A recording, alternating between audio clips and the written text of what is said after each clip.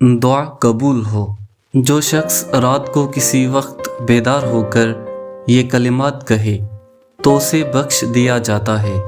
اگر کوئی دعا کرے تو وہ قبول ہوتی ہے، پھر اگر وضو کر کے نماز پڑھے تو اس کی نماز قبول ہوتی ہے۔